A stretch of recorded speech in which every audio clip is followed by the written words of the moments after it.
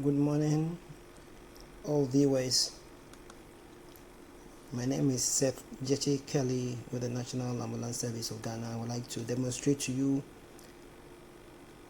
the use of the FETAL monitor and the accessories and how important or how they are functioning. First of all, what I'm holding here is a probe. We call it a probe, or others called transducers. So we have the blue one and the yellow one. The blue one, which is which also a probe, is normally used to assess the fetal heart rate, and the yellow one, which is called the toco dynamometer, which in short they call it toco, is for contraction. Now the blue one, which is for fetal heart rate and of the baby in the mother's womb, and the yellow one also is used to assess the strength, the intensity of the contraction. Now, so the blue is for fetal heart rate, the yellow also for contraction. Now, just connect it to the monitor. You connect the yellow to the yellow port as is shown there, and the blue one also is also connected to the blue at the port as it can be shown in there. So as you are watching, you could see there are two blue holes. So this, you could see the two blue holes, meaning there could be a case where you will need two of the one to assess FHs, that's the fetal heart rates. Should they be twin gestation, you need two of them. So we like to start operating it. As it has been connected now, we can also see this is also called an event marker. The event marker also is used to record or to predict or attain events that really occurs. They are used to assess fetal movement events, in short, and that is where they are connected. So we have the probe or transducer for the fetal heart rate, transducer for contraction, and the event marker. This one also is called a strap. They are a pair of straps that are used to fasten or hold the diaphragm of the probes or the transducers, or they are used to hold or fasten the diaphragm of the probe or the transducers to the mother's tummy when you are assessing the fetal heart rate or the contraction. We also come to that, and also when we are using it, you all see how it's being used. Now, this is the screen part. So let me on it. I on my monitor now. So you could see now that's the screen. That's the screen of the monitor. So you could see US1, US2, and UC. The US1 is the ultrasound one. That's the probe for the fetal monitor. And when there are two, you are using both the fetal monitor 1 and fetal monitor for probe 1. That's the transducer for assessing the fetal monitor, the fetal heart rate 1, and also another probe which also is used to assess the fetal heart rate 2. So that's the US1 and US2, and the UC is the uterine contraction. That's the toco dynamometer. That's where its readings are indicated. So US1, US2 are both transducers or probe to assess the fetal heart rate 1 and 2 respectively.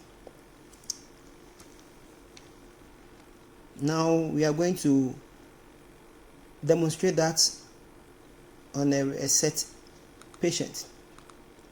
So this is a mother lying, a pregnant woman, but unfortunately we did not get somebody who is in labor or somebody delivering. We got somebody who is in her 30 weeks. So definitely we will get the fetal heart rate. Is a contraction that will be questionable. First of all, you have to prepare the mother. First, you have to prepare the mother, and preparing the mother meaning we have to apply a gel. We have to apply a gel.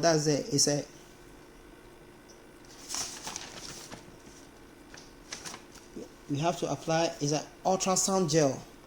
So this is an ultrasound gel, and this ultrasound gel is not just for lubricating as you are assessing the fetal heart rate, but it is a conductive media that creates a bond.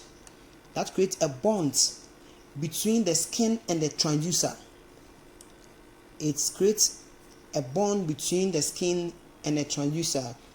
Also, the ultrasound,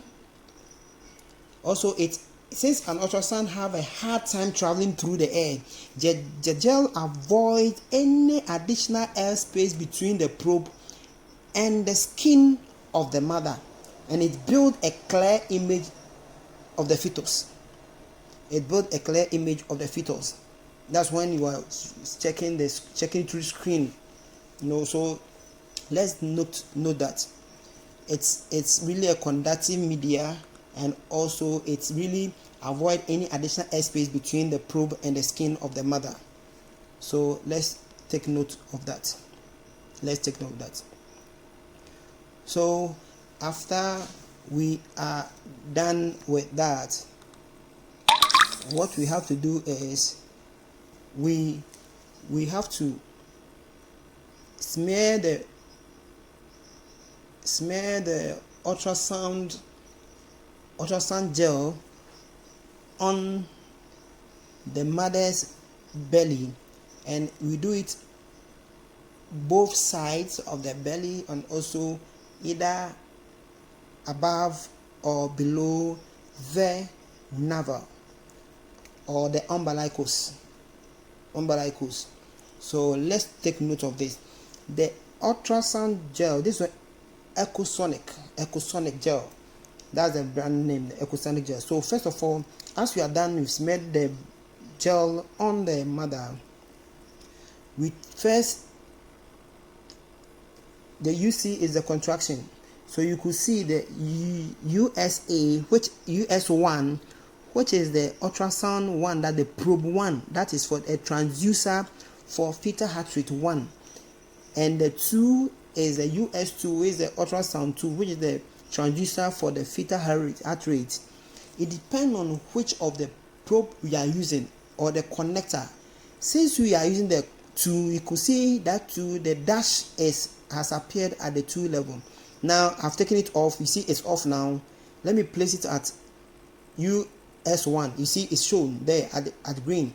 So you can move to either 1 or 2. You can move to 1 or 2, and any of them works effectively. So it depends on where we want to. So we still smear the ecosonic gel on the mother, so that, and a broad area, so that as we are moving the diaphragm of the transducer or the probe around the belly to locate the exact position of the fetal heart rate, it will not be difficult to smear along. You can't do that, but you can do that. But it's better you give a broad smearing space area, so that it makes it easier whilst you are locating.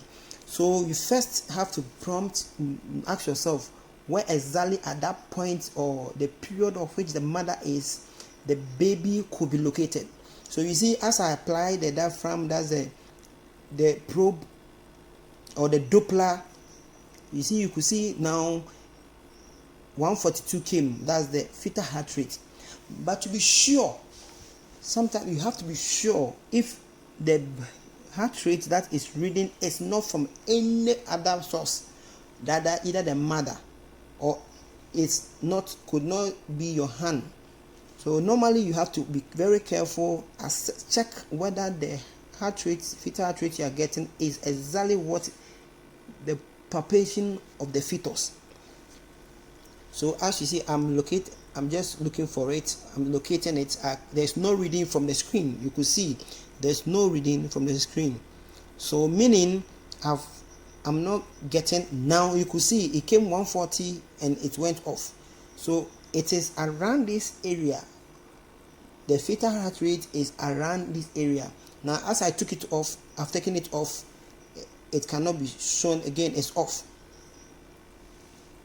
So yes, now you could see 152. So that is the location, exact location of the fetal heart rate. The exact location of the fetal heart rate. So you could see. Now take note of this. The number comes, and also the heart sign also is indicated, has also indicated. When it happens, you should know that that is the exact location. That is the exact location.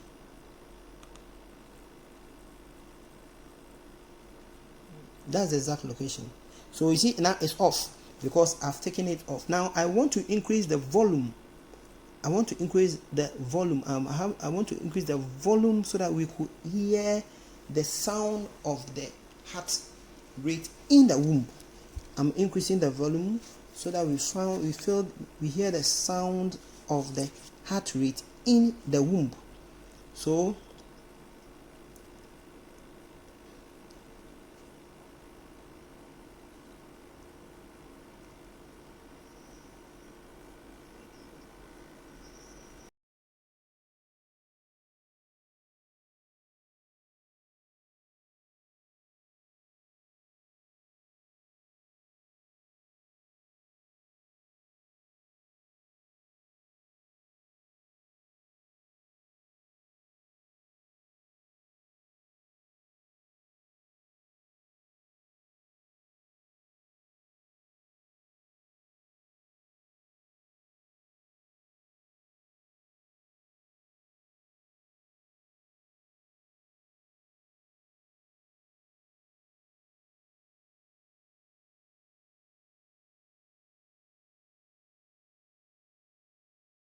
you could see now, you could hear the sound of the fetal heart rate.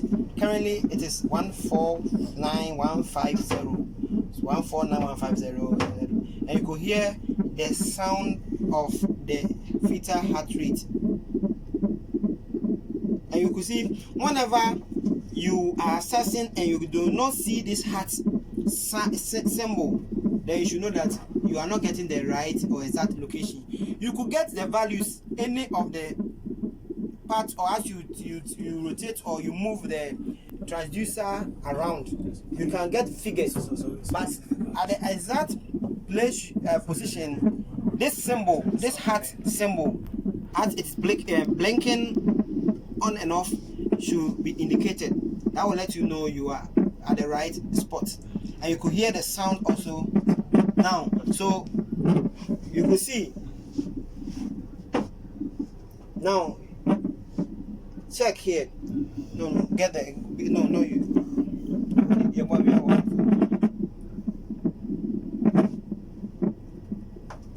I should go back. No, that's wrong. You see, so holding and confirm kakra. Now check something.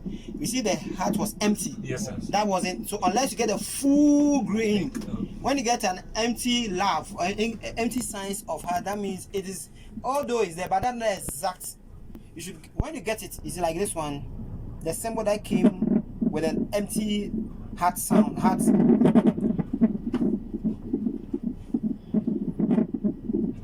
You see, so when you get exact position, it will be full green. So that is how to assess the fetal heart rate. and it records. You press the printing and you can see it's recording. The graph has been printed out. Unfortunately for us, this patient is not in labor, so it is very difficult to get the contraction. And if you are to fix, so with this, you see the heart is empty now, become full and empty, so you can also get it as along. Now when you are done with that, then you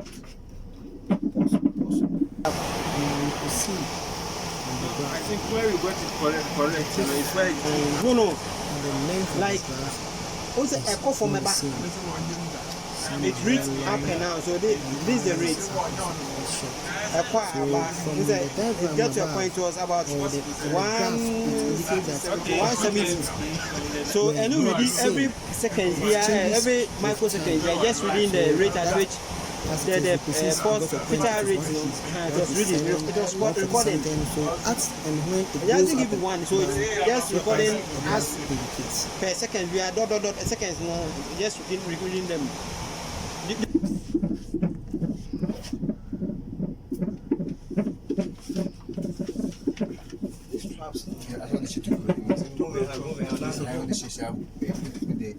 You place, we said there are holes in them.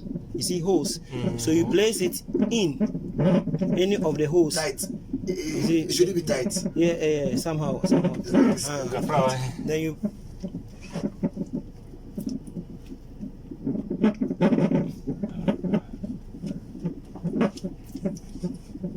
So it's okay. So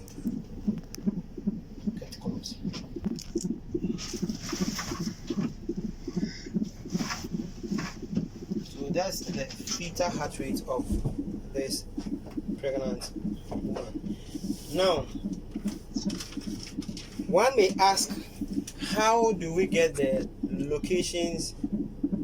One may ask, how do you get the location of the fetal heart rate of a pregnant woman?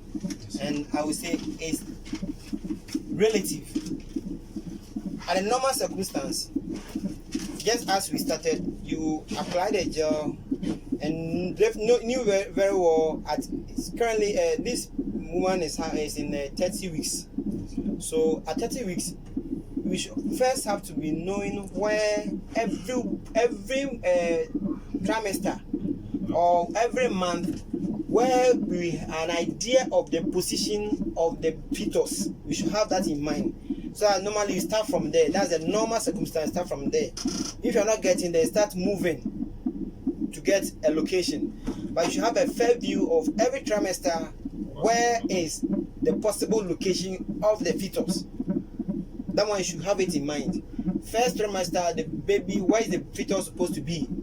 The position is supposed to be. You should have it in mind, and you start from there. When you're not able to get it, then you try other alternative positions where you move and locate it. That makes it easier. Now, with the fetal heart rate, as we've gotten it this way, should we apply? As we should say, we are going to apply the toko, which is for the contraction. That one also, with that, we have to clean, wipe up the gel. Wipe up the gel. And more often, the toko is placed on the fundus. That's on the uterus, top of the uterus. And at the stage of delivery or labor, it is normally above. It's normally above the heart rate, because the heart rate is normally during the stage of delivery. You get the heart rate at, that means that the baby's head has descended. So definitely the heart rate will also place at the back of the baby. So the heart rate normally when we put a transducer, will go below, and the toko, which is for the contraction, will be above it, because the uterus part the fundus will be above. Did you get it? Now, when you check this diagram like this,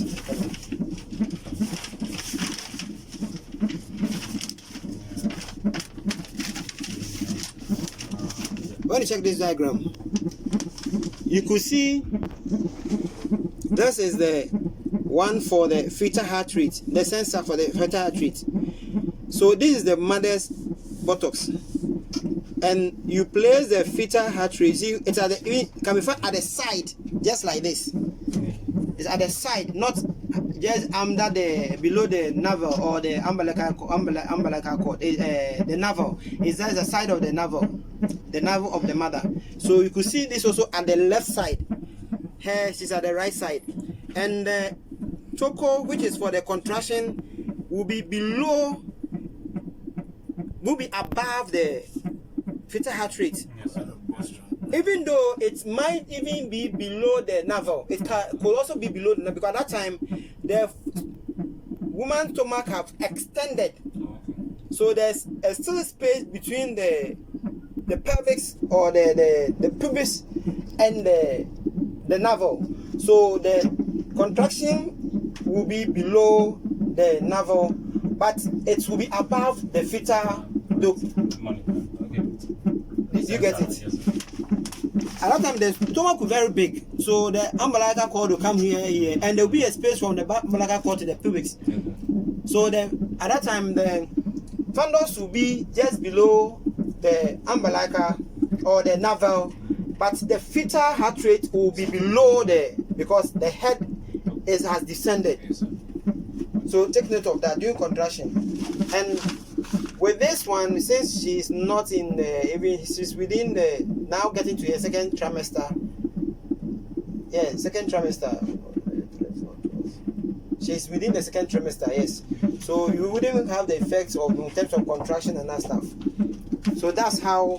And you also strap it just as you strap the fetal duct.